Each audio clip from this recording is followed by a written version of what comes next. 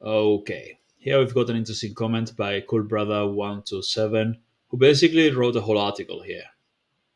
First of all, I want to thank you for your comment.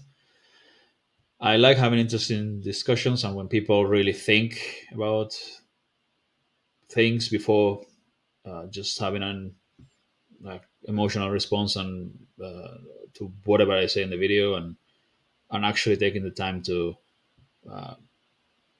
write a detailed, well thought, structured answer. I like this. Um, yeah, basically, this video was about Matt versus Japan and his approach and comparing it to Steve Kaufman's approach. And I agree with some of the stuff in the comments, not so much with other aspects of it. So basically, and I will paste the whole comment in the video description so you can read it. But basically, uh, what he says here is that there are different approaches for different people. One is more chill and do it casually and so on. That's Steve Kaufman's approach, and Matt's approach is more for people who have a lot more time and they're super committed, which it really is. Um, and they really they want to they want their life to revolve around that language and culture, which is okay. I understand some people want to do that. I don't want to do that personally, but it's good. But my criticism of Steve Kaufman's approach wasn't that. I don't fully immerse myself in any language either, simply because the day has a finite number of hours, and I've got other things to do and other interests as well.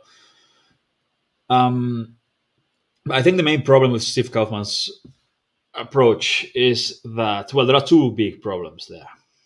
First one is that input alone is very slow. It's extremely slow. Unless the language is easy, if you're a native Spanish speaker and you learn Italian or Portuguese, yeah, input alone will be enough at first to improve comprehension. But if it's a language that you,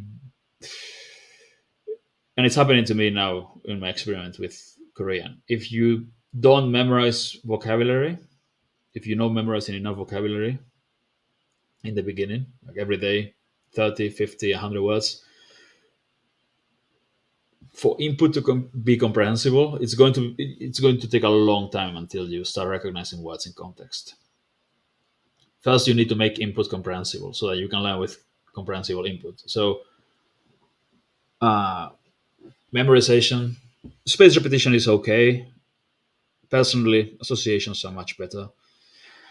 You memorize a few hundred words. You should already start with the input, but yeah, memorizing a few hundred words the first week, the first couple of weeks will really help you get started with input instead of doing just input alone. That's the first thing. Input alone is very, very slow. So memorize vocab. And I recommend you continue to memorize vocab every single day. Just learn the most common thousand ish words at first.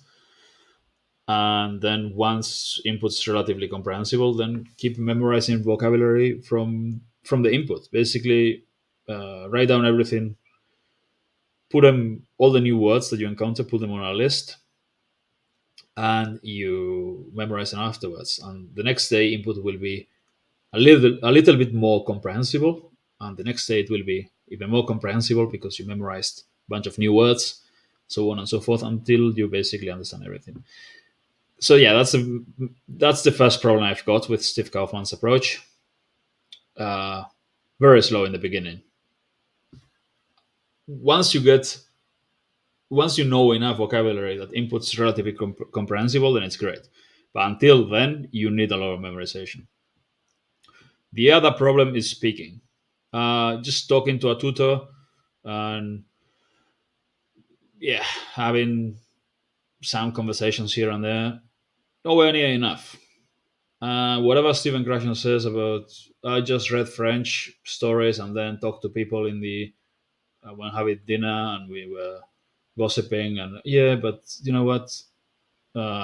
If you don't practice speaking deliberately, deliberate practice, if you don't do it, your speaking will never be very good. Speaking is composed of three sub skills. It's fluency, so the ability to think in the language and be able to say everything you want to say.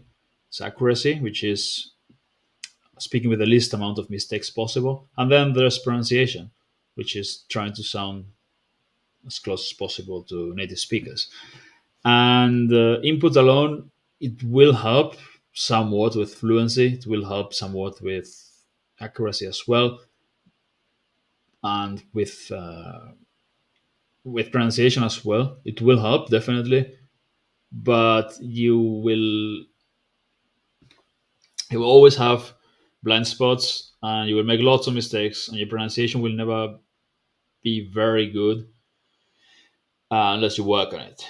So, and you can, I mean, I like Steve, but just if you listen to him talk in different languages, you'll notice that his accent's always the same. He always have basically he sounds exactly the same except saying different words. He always has the North American accent, uh, and everyone has an accent, right? But you should try to sound as close as possible to native speakers, and you do that with drills, listening and repeating, shadowing, this kind of thing.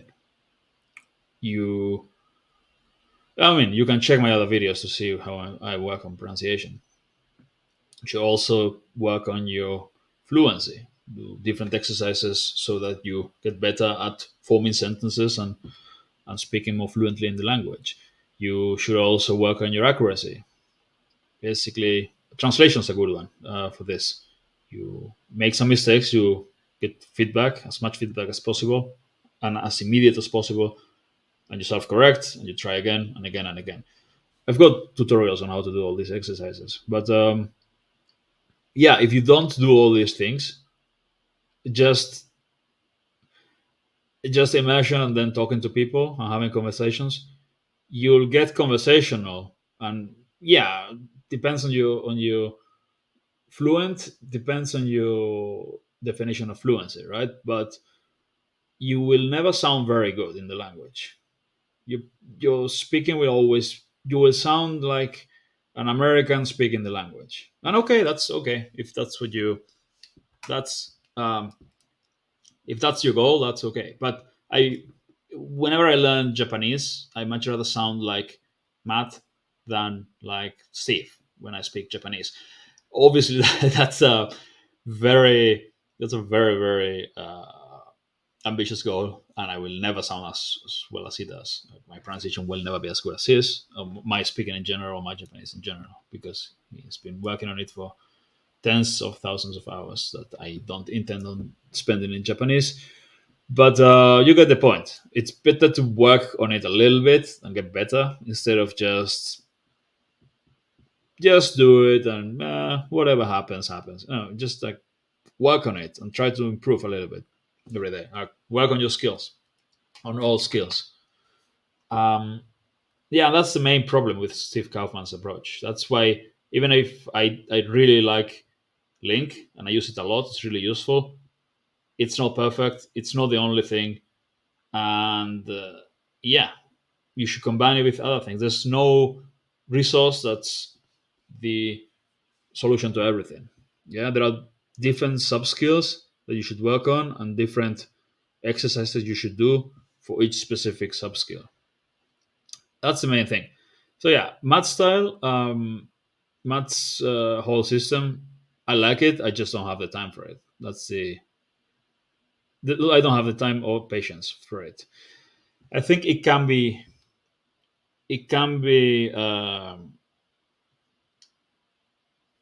summarized and made a lot more time efficient. So instead of spending many thousands of hours watching and listening to stuff you don't understand, just memorize more vocab at first and do everything else he does for speaking, all the drills and all that. Yeah, do it. Get all the input, but combine it with memorization of vocab, and focus on things that get results instead of just do as much as you can all day every day, and eventually you'll get results, which is what these guys do um, for years, and then start they eventually start working on the speaking and trying to sound better, right? Well, Steve Kaufman and his fans never really start working on the speaking much. So yeah, work on your speaking. That's basically learn more vocab and work on your speaking as well as the input. Input's great, but input alone not enough.